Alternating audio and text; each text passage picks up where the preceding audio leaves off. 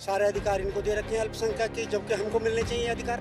हम सरकार से ये अनुरोध करते हैं कि ये अधिकार हमें मिलने चाहिए। हमें हैं यहाँ पर अल्पसंख्यक में, और गन लाइसेंस वगैरह ये करें, और एक हमारी सेफ्टी के लिए सरकार कुछ करे। बिल्कुल ये यहाँ लड़कों के रिश्ते नहीं होते जनाब, यहाँ से पहले ही नहीं होते थे और अब बिल्कुल नहीं होंगे यहाँ पर। ये इस माहौल को देख के अब बिल्कुल नहीं होंगे जो रिश्ते जल्द। इस समय मैं नूह की मेन मार्केट में खड़ा हूँ।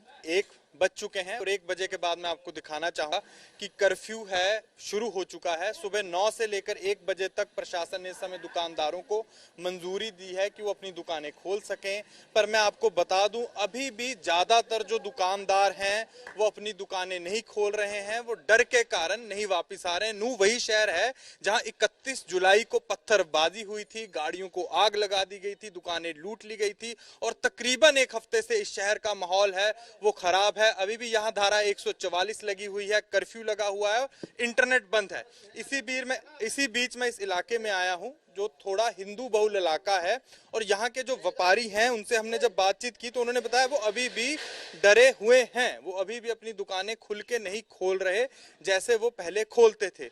तो सर क्या है सारा मामला, क्यों है व्यापारियों में अभी भी डर? अभी दहशत है जी, ये कभी दोबारा नहीं आ जाए, और हमारी कोई सेफ साइड अभी है ही नहीं। हम यहाँ अल्पसंख्यक में हैं, माइनॉरिटी में तो हैं ही। यहाँ पर हम सारे अधिकार इनको दे रखे हैं अल्पसंख्यक के, जबकि हमको मिलने चाहिए अधिकार।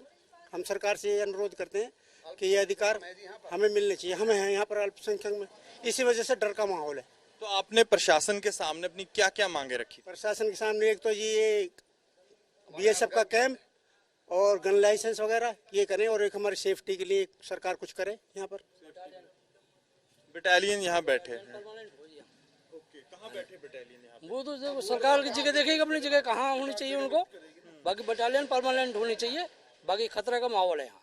जब से ये 31 जुलाई को बवाल हुआ है उसके बाद से आपके दिमाग में क्या चल रहा है? खतरा ही है जी हमारे यहाँ। दहशत है। दहशत तो सर पहले से पहले यहाँ पर जी, दहशत तो पहले से पहले लोग दहशत के साए में रहते हैं यहाँ पर, और से ज्यादा 80% लोग तो यहाँ से पहले ही बाहर रहते जो पलायन करके चले गए।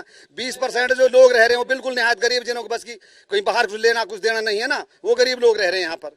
जो संपन्न लोग वो तो बाहर रहते हैं जी लोग। मतलब जो हिंदू कुछ पैसे वाले थे वो शहर छोड़ के, वो तो चले गए छोड़ के जी, वो तो बाहर रहते हैं। जो मध्यम वर्ग है वो लोग यहाँ रहते हैं जी। मैंने ये जिनका यहाँ मतलब बाहर प्रॉपर्टी खरीदने के लिए पैसे ही नहीं है, वो बच रहे हैं यहाँ पर। उनकी हमारी देख रेख के लिए कोई ना सरकार है ना हमारा व्यापारी वर्ग है, इसी वजह से दहशत बहुत ज्यादा है। मैंने ये भी सुना है कि नूह कुछ ऐसा शहर बदनाम हो चुका है कि यहाँ के लड़कों को लोग अपनी लड़कियां नहीं देते शादी के। ये रियलिटी है।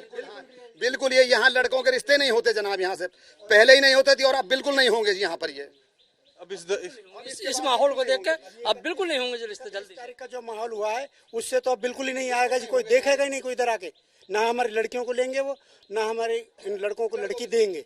ये पहले से भी चल रहा था, अब और ज्यादा फेमस हो गया है। आधे से ज्यादा घर बंद हो चुके हैं हमारे यहाँ, सब जा रहे निकल करके। हम जिस मोहल्ले में रहते हैं 35 घर चले गए। 35 घर? हाँ हिंदुओं के खाली करके क्या करें, उनके रिश्ते नहीं होते इस वजह से गए।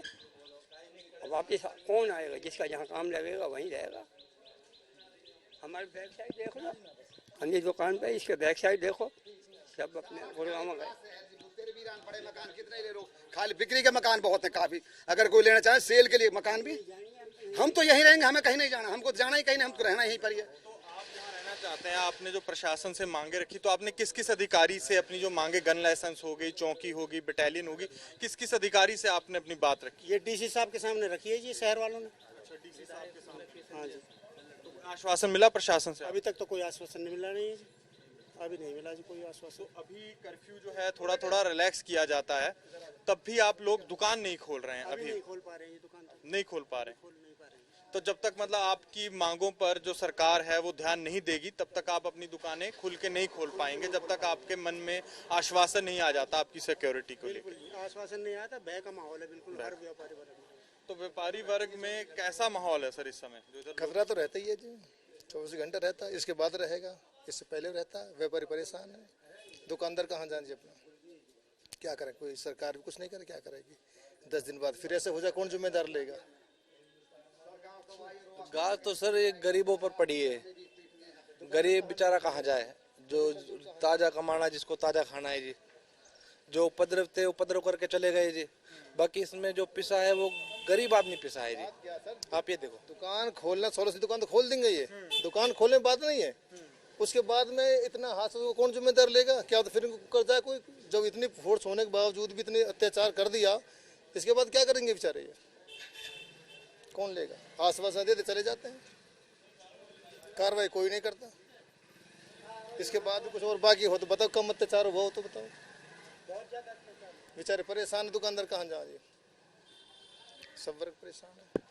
तो जैसे कि आपने यहाँ के व्यापारी वर्ग की बात सुनी, उनके अंदर अभी भी मन में डर है, उनमें प्रशासन को लेके भी नाराजगी है। उन्होंने मांग भी की डीसी साहब से, जैसे आपने सुना, उन्होंने कहा कि हम लोगों को गन के लाइसेंस इजीली अवेलेबल कराए जाएं, यहाँ चौकियाँ खोली जाएं, यहाँ बीएसएफ की बटालियन भी बनाई जाए, ताकि वो उनके जो मन में डर है, अशांति का माहौल है, वो ठीक हो सके। मैं आपको बता दूं कि 31 तारीख को यहाँ हिंसा हुई थी, एक हफ्ता हो चुका है, उसके बाद भी लोगों के मन के अंदर आशंका है और डर है।